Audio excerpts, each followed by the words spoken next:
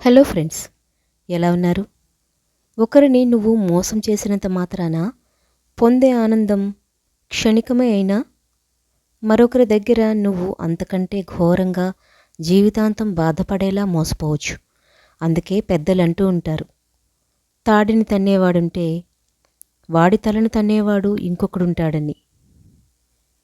ఎప్పుడు కష్టం వచ్చినా తెలిసిన వారికి చెప్పాలనిపిస్తుంది, కానీ కన్నీరు వచ్చిన ప్రతిసారి మనసుకు నచ్చిన వారికి మాత్రమే చెప్పాలనిపిస్తుంది.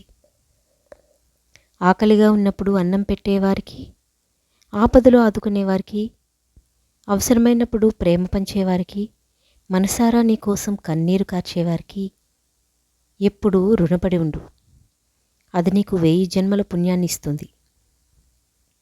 జీవితంలో ఒక స్థాయికి వెళ్ళాలి అనుకున్నది చేసే ప్రయత్నంలో విఫలమయ్యావని మళ్ళీ ప్రయత్నించడానికి వెనుకాడకూడదు. ఎందుకంటే మొదటిసారి ఏమీ తెలియకుండా మొదలుపెట్టిన ఆ పనికి రెండోసారి మన అనుభవం తోడవుతుంది.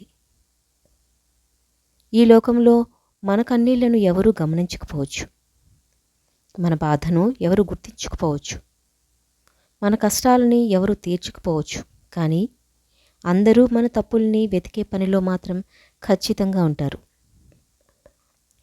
రేపటి రోజున నువ్వు చనిపోతే ముట్టుకోవడానికి కూడా ఆలోచించే జనాల కోసమా నువ్వు ఆలోచించేది? చచ్చాక నిన్ను శవమనే అంటారు. నువ్వు బ్రతికినంతకాలం నీకు నచ్చినట్టుగా బ్రతుకు, పక్కనోడి ప్రశంసల కోసం కాదు. సీజన్లు మారినట్లు పదే పదే నిన్ను నువ్వు మార్చుకోకు. మారడం నీ నైజం కావచ్చు, కానీ నీతో పెనవేసుకున్న బంధాలు నువ్వు మారిన ప్రతిసారి ఆ మార్పు జీర్ణించుకోలేక ఎంత అవస్థపడుతున్నారో ఒకసారి గ్రహించు. మనం తగ్గుతున్నాము అంటే తప్పు చేశామని కాదు, బంధానికి విలువ ఇస్తున్నాము అని అర్థం. తప్పు చేయకుండా తల వంచొద్దు, నమ్మకం లేని చోట వాదించొద్దు.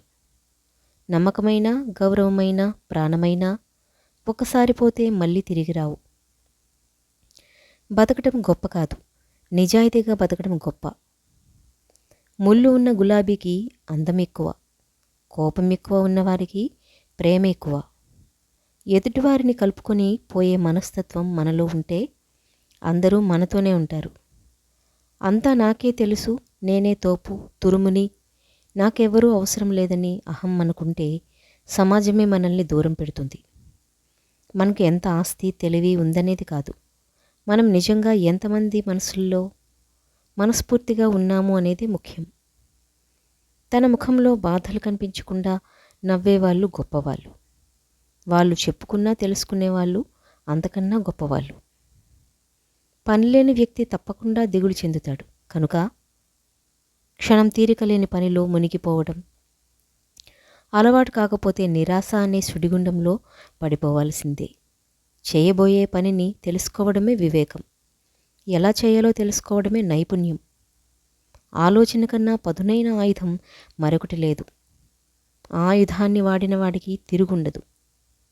నవ్వితే వచ్చే కన్నీరు నలుగురితో పంచుకో, ఏడిస్తే వచ్చే కన్నీరు ఒంటరిగా తుడుచుకో.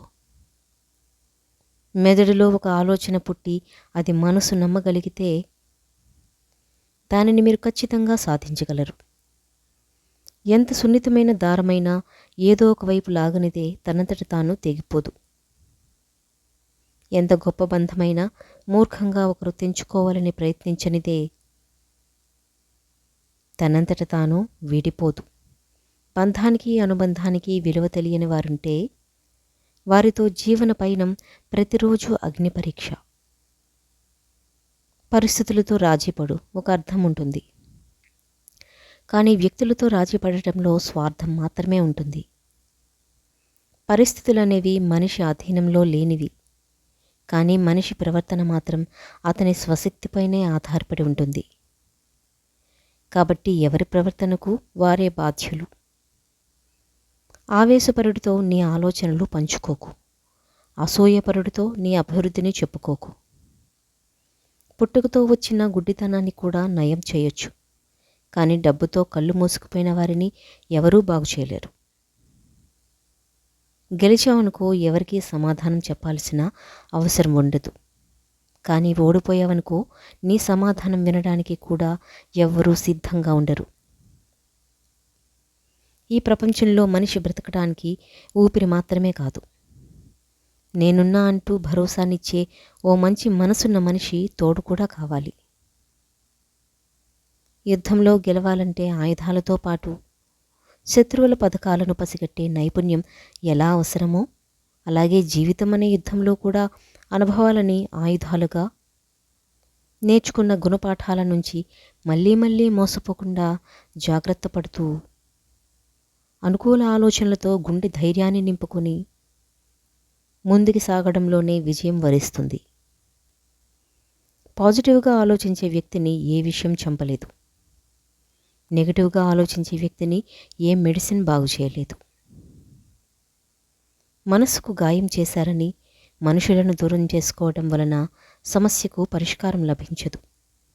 ఎటువంటి పరిస్థితుల్లో మనతో కఠినంగా మాట్లాడాల్సి వచ్చిందో అర్థం చేసుకోగలిగితే 199 సమస్యలు తీరిపోయినట్లే. విలువలేని మనుషులకి ఎంత విలువ ఇచ్చినా సరే చివరికి మన విలువనే తగ్గేలా చేస్తారు. కాలం మారుతుందో లేదో తెలియదు, కానీ మనుషులు మాత్రం ఖచ్చితంగా మారుతున్నారు. ఎదురుగా ఉన్నప్పుడు ఒకలా, లేనప్పుడు ఇంకోలా ఉంటారు. ఎవరిని నమ్మాలో తెలియడం లేదు. ఒక ఆడది ప్రశాంతంగా బ్రతకాలి అంటే ప్రాణం కన్నా ఎక్కువగా చూసుకునే తల్లిదండ్రులైనా ఉండాలి, లేదంటే ప్రాణంలా చూసుకునే భర్త అయినా ఉండాలి. ఈ రెండు బంధాలు లేకపోతే ఆ ఆడదాన్ని సమాజంలో చులకనగా చూస్తారు. ఎప్పటికీ మన స్థాయిని నిర్ణయించేది మన ప్రవర్తన తప్ప ఎదుటివారి పొగడ్త కాదు. నీలో ఉన్న తెలివిని నీవు కలలు కనడానికి, ఆ కలలు నిజం చేసుకోవటానికి, నువ్వు ఆనందంగా జీవించటానికి ఉపయోగించు. అంతేకాని గతం తలుచుకుని బాధపడటానికి, నిరాశలో కూరుకుపోవడానికి కాదు. జీవితంలో ఎవరి మీద అంత ఎక్కువగా నమ్మకం పెట్టుకోవద్దు. ఎందుకంటే ఎప్పుడు మాట్లాడతారో తెలీదు, ఎప్పుడు దూరం పెడతారో తెలీదు, ఎప్పుడు వదిలేస్తారో కూడా అస్సలు తెలీదు. నీకు సమస్య వచ్చినప్పుడల్లా సాయం కోసం ఎదురు చూస్తుంటే అవతలి వాళ్ళకి నువ్వు చులకనైపోతావు. ఇష్టం లేని వారి దగ్గర బలవంతంగా మనసులో చోటు ఇవ్వమని బతిమాలుకోవడం కంటే కష్టమో నష్టమో ఆ బంధానికి దూరంగా బ్రతకడమే మంచిది. ఇక్కడ ఎవరి జీవితానికి వాళ్ళే న్యాయం చేసుకోలేరు. అదే పక్కోడి జీవితానికి జడ్జిమెంట్ చెప్పమంటే ప్రతివాడు లాయర్ అయిపోతాడు. ఒకరి గురించి వేరొకరి దగ్గర మాట్లాడితే దూరాలు పెరుగుతాయి. ఒకరితో ఒకరు కలిసి మాట్లాడుకుంటే దూరాలు తగ్గుతాయి. మోసం చేసే అమ్మాయిలు అది కావాలి ఇది కావాలి అంటారు. కానీ నేను నిజంగా ప్రేమించే అమ్మాయి మాత్రం నువ్వు ఉంటే చాలు అంటుంది. ఎదురుపడితే ఎవరైనా పలకరిస్తారు, కానీ గుర్తుపెట్టుకుని ప్రతిరోజు పలకరించే వాళ్ళు ఉండటం మన అదృష్టం. పలకరించేవారు 10 మంది అయినా లేకపోతే పర్వాలేదు, ఓదార్చేవారు ఒక్కరున్నా చాలు.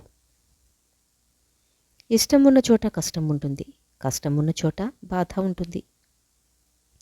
కష్టం బాధ అర్థం చేసుకున్న చోట ప్రేమ ఉంటుంది. వీటన్నింటినీ అర్థం చేసుకునే మంచి మనసుంటే జీవితం అద్భుతంగా ఉంటుంది. మనం బ్రతికి ఉండగా మన తల్లిదండ్రులు వీధుల పాలైతే మనం బ్రతికి ఉన్నా చచ్చినట్లే లెక్క. ఇవ్వటం వల్ల వచ్చే ఆనందం కన్నా కోల్పోయేదాని వల్ల వచ్చే విషాదం ఎక్కువైతే దాన్ని మొహమాటం అంటారు. కోల్పోయేదాని వల్ల వచ్చే విషాదం కన్నా ఇచ్చేదాని వల్ల వచ్చే ఆనందం ఎక్కువైతే దాన్ని దాతృత్వం అంటారు. నీకు తెలివి ఉంది కదా అని ఇతరులను మోసం చేయటానికి ఎప్పుడూ ప్రయత్నించకు. ఎందుకంటే భగవంతుడు అందరికంటే తెలివైనవాడు. ఖచ్చితంగా నిన్ను మోసం చేస్తాడు. ఒక మనిషి గురించి మరొక మనిషికి జీవితాంతం గుర్తుండిపోయేవి రెండు విషయాలు. ఒకటి చేతితో చేసిన సహాయం, 2 మాటలతో మనసుకు చేసిన గాయం. మగాడు లేకపోయినా స్త్రీ బ్రతకగలదు. కారణం స్త్రీకి ఆత్మవిశ్వాసం ఎక్కువ. కానీ స్త్రీ లేకుండా మగాడు బ్రతకలేడు.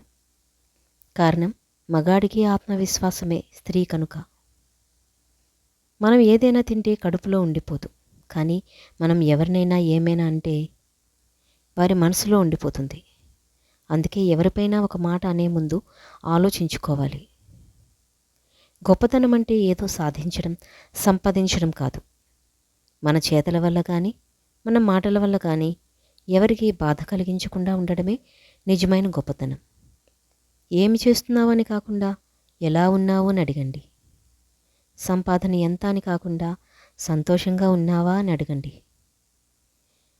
పని ఉన్నప్పుడు కాకుండా పని కట్టుకొని మాట్లాడండి. పోయాక ప్రేమ అభిమానాలు కాకుండా ఉన్నప్పుడే నేనున్నాను అనే భరోసా ఇవ్వండి. మనిషికి జీవితాంతం తోడుగా ఎవ్వరూ ఉండరు. అలా ఉంటారనుకోవడం నీ భ్రమ. మనిషికి నిజంగా జీవితాంతం తోడుండేది తన గుండె ధైర్యం తప్ప మరొకటి కాదు. కాలం మనది కానప్పుడు ఎంగిలాకు కూడా ఎగిరెగిరి పడుతుంది. అప్పుడు మౌనంగా ఉండడమే ఉత్తమం. మనం ఏదైనా పని మొదలుపెట్టినప్పుడు కొందరు నవ్వుతారు. ఆ పని చేస్తున్నప్పుడు ఇంకొకరు వెనక్కి లాగుతారు. విజయం సాధించిన తర్వాత అందరూ మనల్ని ఫాలో అవుతారు.